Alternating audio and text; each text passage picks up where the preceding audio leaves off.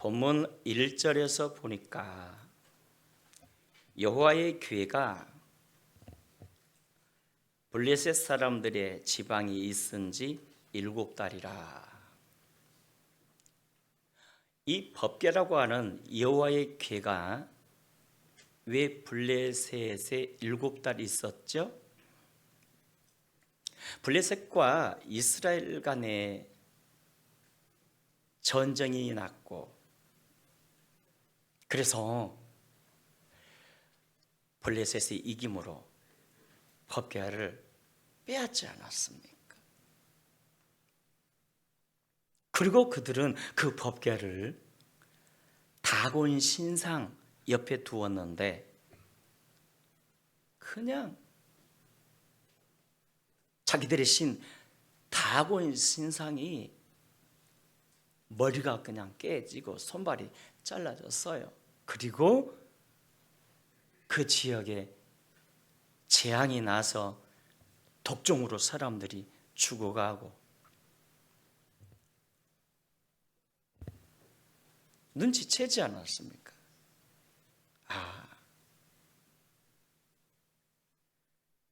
이 법궤로 말미암아 이스라엘의 신 하나님이 우리에게 재앙을 내시는 게 분명하구나. 속히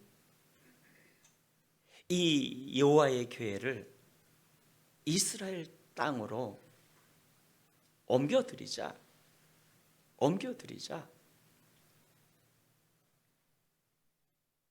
그래서 블레셋의 방백들이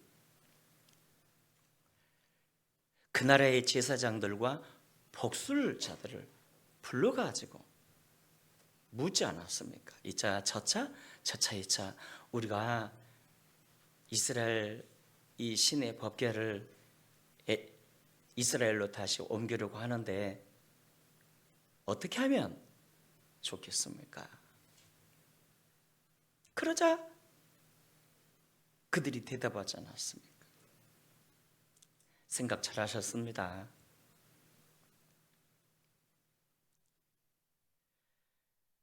그 여호와의 법궤는 우리가 함부로 대할 물건이 아닙니다. 그래서 이 법궤를 이스라엘로 옮기는 부분에 있어서는, 돌려드리는 부분에 있어서는 잘하신 겁니다. 그러나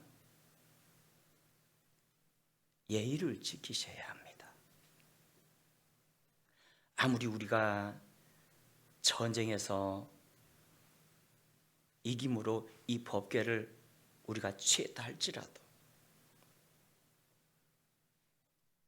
이스라엘의 하나님은 전능자 아닙니까? 우리들의 신보다 강한 분입니다. 그러므로 하나님께 예의를 지켜서 석권 재물을 바치시고 석권 재물과 함께 돌려드리십시오. 무엇과 함께? 석권 재물과 함께. 그렇군요. 그렇다면 이 석권 재물을 무엇으로 삼아야 합니까?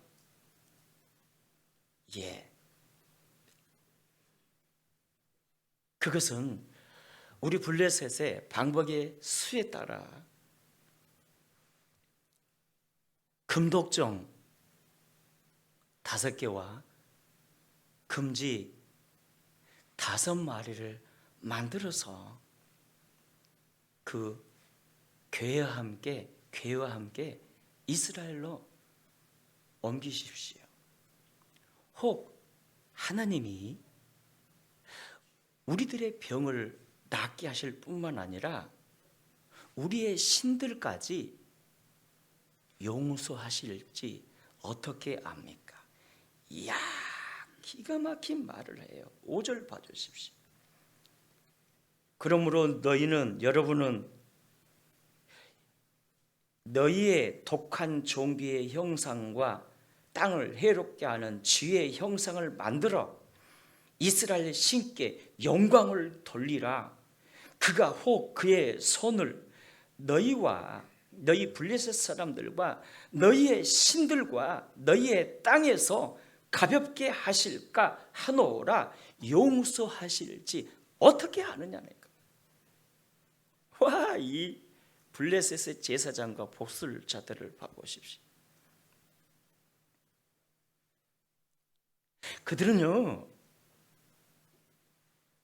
이스라엘 신 하나님에 대해서 알아요. 역사를 통해 들었거든요. 과거에 그 하나님이 애굽을 어떻게 징벌했으며 바로에게 어떤 징계를 내렸으며 이스라엘 백성들을 어떻게 가나안으로 인도했는지 들었거든요. 자신들 역시 이스라엘을 침공하고 쳐들어왔다가 벌받은 경험도 많거든요. 그래서 하나님을 두려워해요. 하나님의 법궤를 옮기려거든, 이스라엘 땅으로 보내시려거든 속건제물, 화해의 제물입니다. 속건제물을 드림으로 예의를 갖추십시오. 그분을 향한 존중심을 가져야 합니다.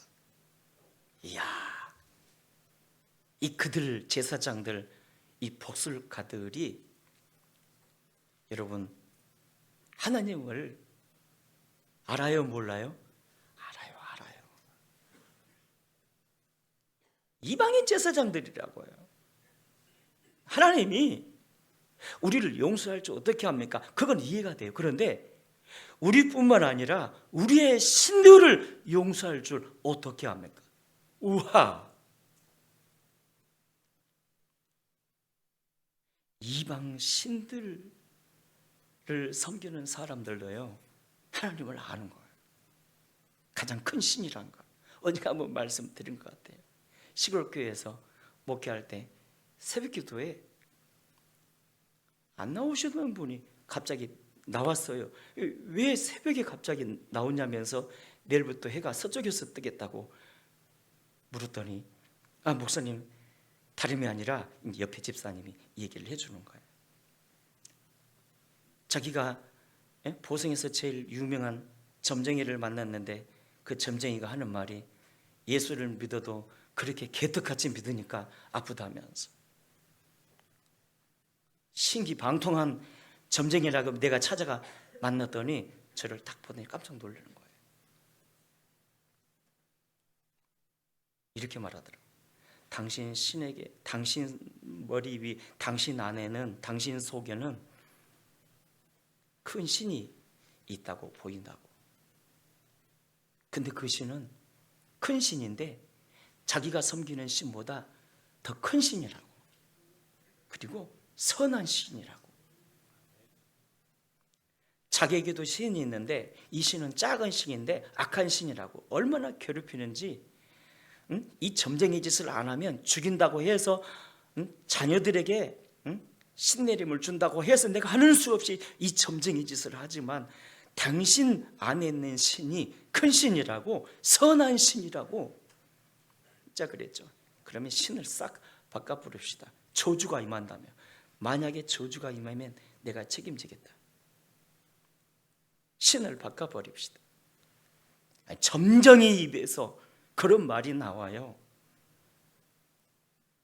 이야,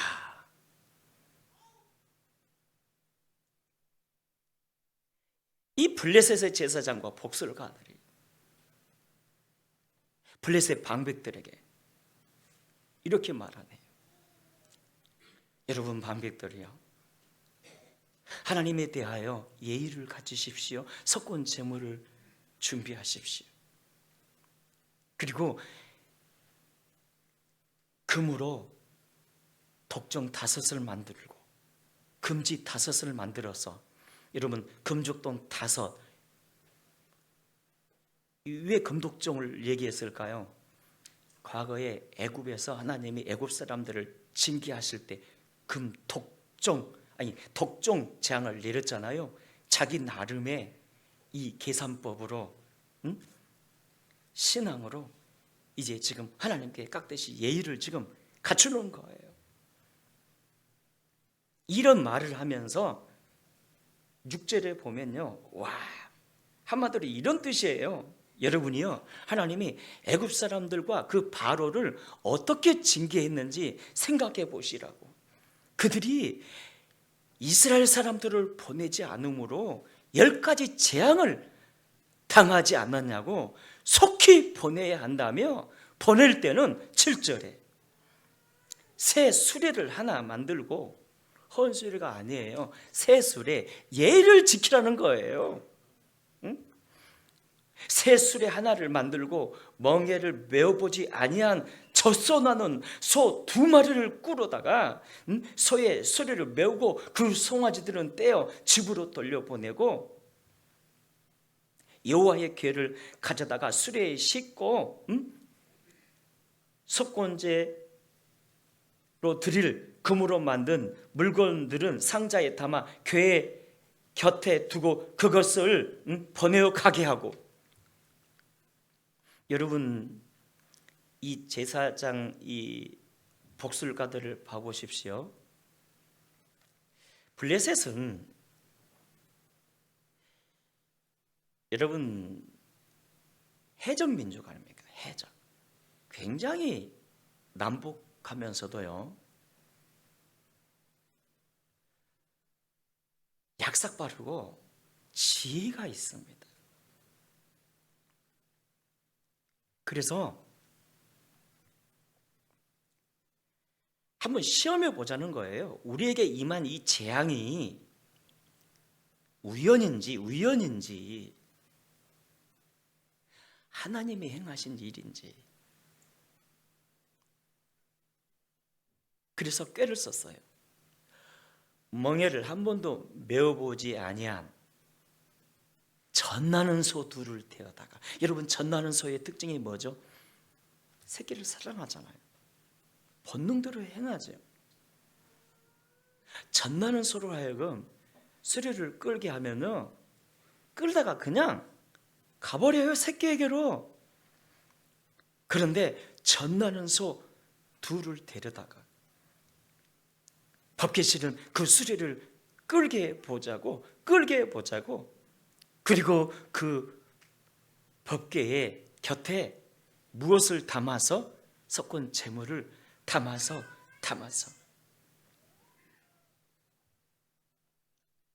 이야,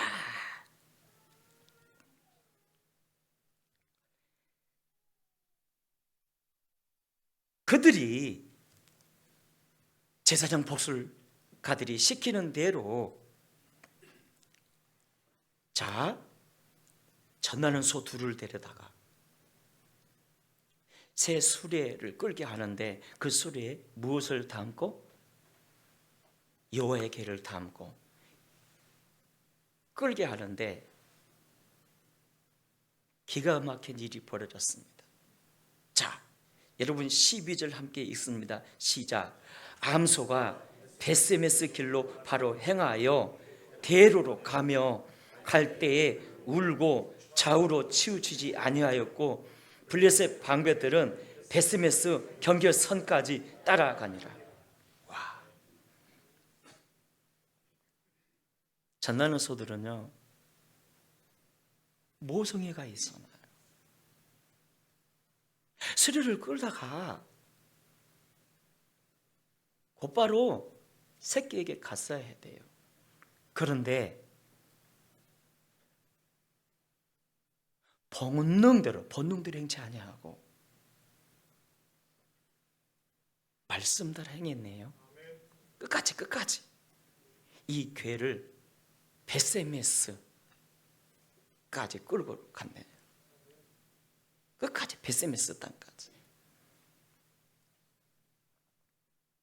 여러분, 오늘 본문을 통해서 어떤 하나님을 발견합니까?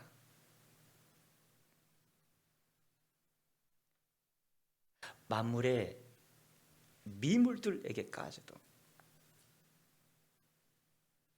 개입하고 주관하심으로 당신의 영광을 지키시는 하나님. 세상에 그 소가 본능대로 행하지 않도록 하나님이 그 소까지 주관하셨어요. 여러분, 우리가 강아지들 키우고 여러 동물들을 키우다 보면 주인하고 교통이 되잖아요. 소도요, 교통이 돼요. 주인과 교통이 되잖아요. 심지어 다람쥐도, 우리에게 다람쥐 키우는 분 계세요. 이름은 얘기할 수 없어요. 이경철 장로님이라고. 다람쥐가요, 식사 시간 되면요 찾아오고요, 손가락을 카닥카닥 하면 좋아가지고 와서 물어주고. 더 충격적인 것은 여러분, 식물들 있죠. 나무나 풀들도요, 주인의 말과 그 작은 액션들에 대해서 반응한다는 걸 과학적으로 증명하여 논문도 쓰지 않았습니까?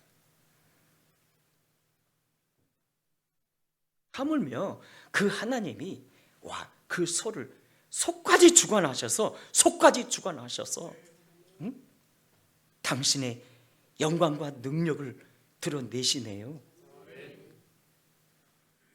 이스라엘이 비록 전쟁에 져서 법궤를 빼앗겼음에도 불구하고 그건 이스라엘의 문제였지, 그럼에도 하나님은 영광과 권능과 능력이 동일하다는 거예요. 그래서 그들이 그 법궤를 가져다가 다곤 신상 옆에 두었을 때, 하룻밤 자고 나니까 그 신상이 머리가 깨지고 그냥 손발이 잘려나가고. 누가 행하셨어요? 하나님이 그 상황 가운데서도 하나님은 존중받기를 원하셨다고요. 존중받기를. 어떻게 그뿐입니까? 그래도 깨닫지 못하니까 블레셋 그 사람들의 마을에 그냥 독종을 보내가지고 독종으로 사람들이 죽어나가는데, 독종으로.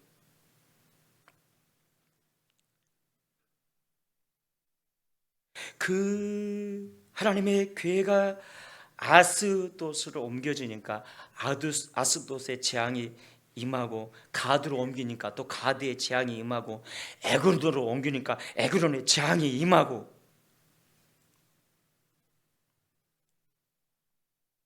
그 약삭빠른 블레셋 사람들이 알았죠. 분명히 이건 하나님이 행하신 거다. 하나님이 행하신 거다. 응? 그래서 베세메스, 블레셋 접정지역인 베세메스로 옮기는데요. 그런데 사랑하는 여러분, 여기에 역시 굉장한 하나님의 섬세함이 있었습니다. 왜냐하면 블레셋 접정지역이 베세메스만 있었던 거 아니거든요. 근데 하필이면 베세메스로 그 법궤를 옮기도록 하나님이 개입해 주셨는데요. 왜 베세메스로 옮기게 하나님이 이끄신지 아세요? 이 베세메스 땅은요, 여호수아가 땅을 분배할 때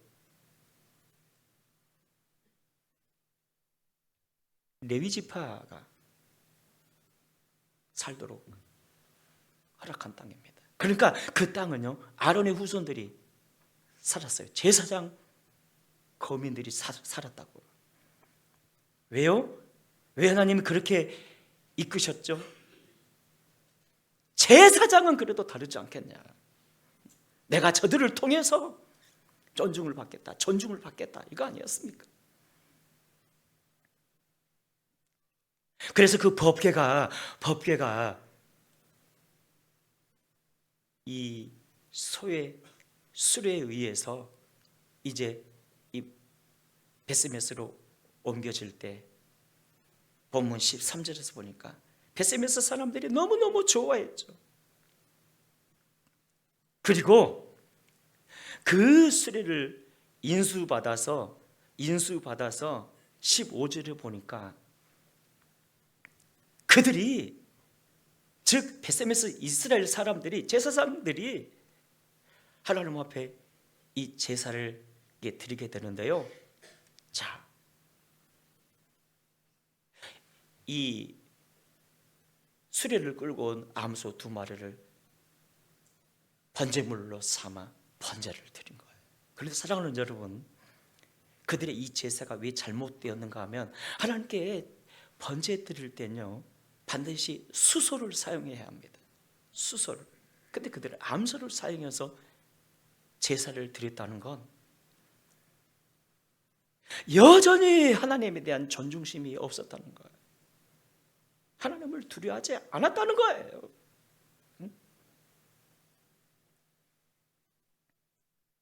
하나님을 섬기는 자들이 하나님을 두려워하지 않고 진지함도 없고 존중이 여기지 않고, 그뿐만 아니라 적어도 제사장들이면 그 법궤를 인수받는 순간, 원래 법궤는요 수레에 꿇으면 안 돼요.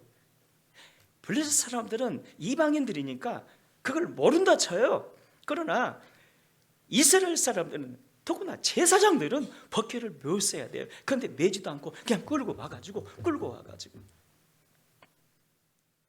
더 충격적인 것은 법궤를 뚜껑을 열고 쳐다본 거예요. 하나님이 그렇게 엄하게 경계시켰음에도 불구하고 그 말씀을 거부하고 법궤 뚜껑을 열어가지고 쳐다본 거예요. 그래서 얼마나 하나님이 화가 났으면 그 쳐다본 사람 70명을 죽이지 않았습니까? 70명.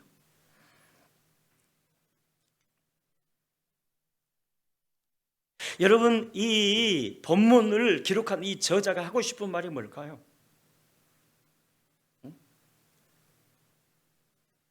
이방인인 블레셋 사람들도 그렇게 하나님을 존중히 여기고, 말 못하는 소도 그렇게 하나님의 인도 따라 베세메스까지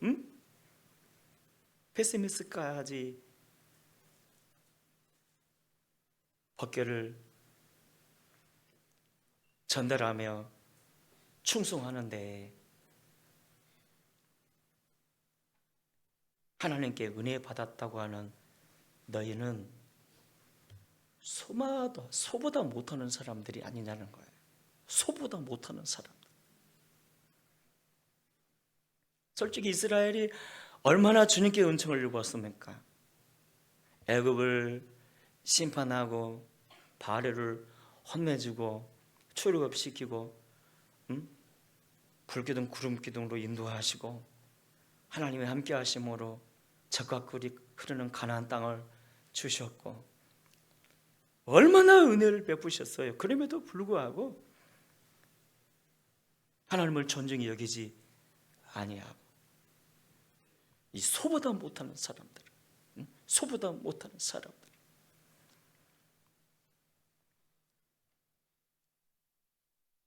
사랑하는 여러분,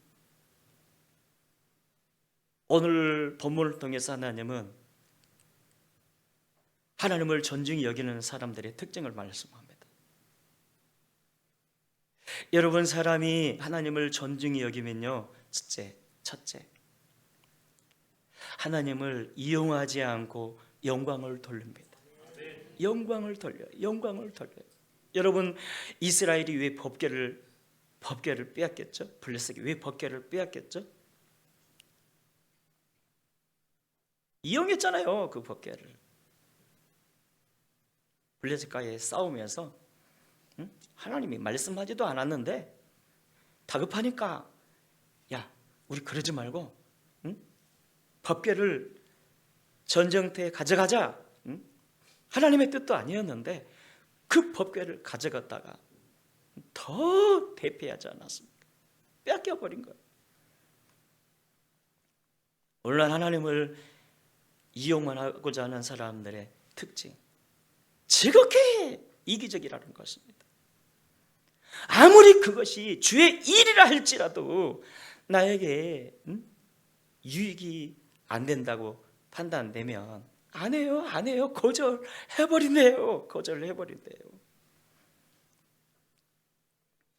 뿐만 아니라 즐겁게 기복적이라는 거예요.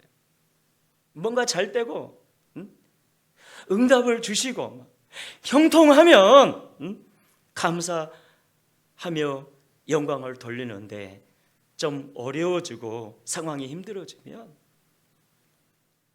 주님을 등한히 여긴다는 거예요. 교회생활 제대로 안 하면서. 교회생활 제대로 안 하면서. 그리고 또 하나, 하나님을 존중히 여기는 사람들의 특징. 여러분, 사람이 하나님을 존중히 여기면요, 결코 주의 일을 소홀히 여기지 않는다는 거예요. 주의 일을 소홀히 여기지 않는다. 여러분, 오늘 본문에서 이 소들을 봐보십시오. 야, 젖 먹이는 새끼가 있었음에도 불구하고 본능으로 행치 아니하고 말씀 따라 간 거예요. 하나님 인도 따라 간 거예요. 하나님을 업신여기는 이스라엘 백성들과 너무 상반되지 않습니까? 너무 상반되지 않습니까? 그러나 이스라엘 백성들은 하나님을 존중히 여기지 않았기에 벗개를 매야 되는데 매지도 않고, 수소로 번제해야 되는데 암소로 그대로 번제하고, 벗개 뚜껑을 열어서 막 쳐다보고 하나님이 막 진노하신 거예요. 벗개 뚜껑 좀 열어서 봤다는 것 때문에 진노한 게 아니라, 이 소보도 못한 사람들, 하나님을 우습게 여기는 거예요. 하나님. 여러분, 하나님을 존중히 여기면요, 언제나 그의 나라와 의부터 구합니다. 존중히 여기지 않으면 자신의 이익부터 구하고요. 말라기서 제사장들을 봐보십시오. 그들은 안식일이 돌아오는 것을 귀찮게 여겼고요. 제단에 이 떡을 올릴 때는 날마다 이 새 떡을 올려야 되는데 번거롭다며 하나님이 이것을 잡수시겠냐면서 맨날 며칠 그 떡을 그대로 방치해서 곰팡이가 막 떡에서 막 하나님이 화가 난 거예요. 제물을 드릴 때도 온전하고 깨끗한 제물을 드려야 되는데 그것은 돈 되니까 자기들이 먹고 눈 멀고 다리 절고 약한 거 막 드리고.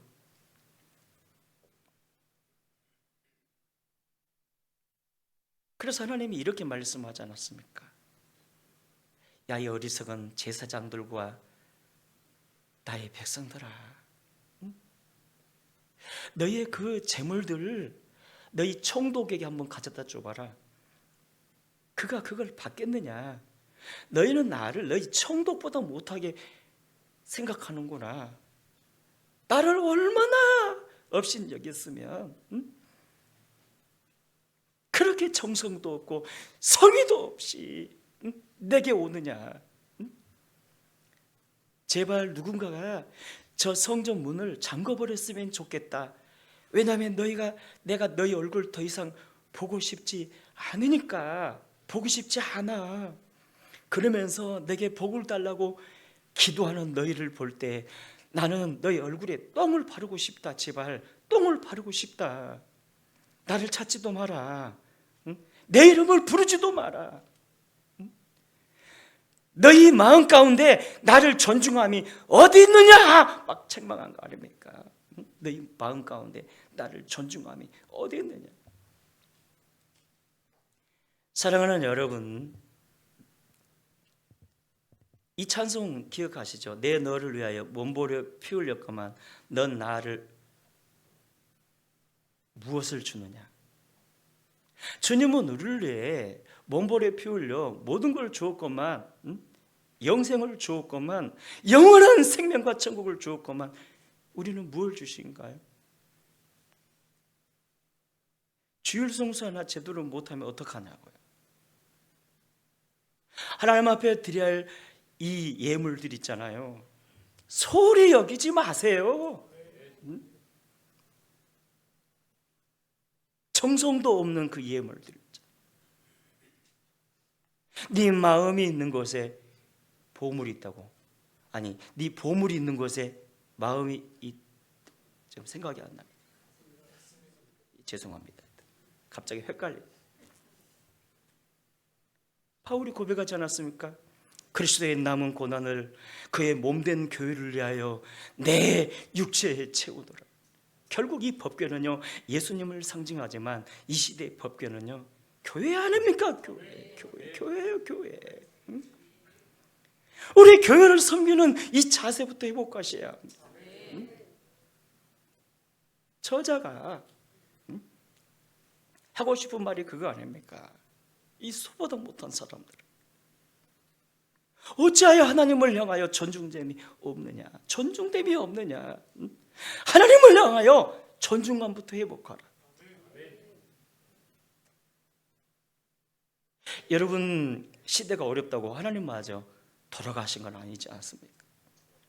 엄연히 하나님은 살아계시고요, 엄연히. 때문에 상황이 어렵다고 우리의 신앙생활마저 편해서는 안 되죠. 지킬 건 지키면서 정말 먼저 그의 나라와 의를 구하는 저와 여러분 되시기를 주의 이름으로 축원합니다.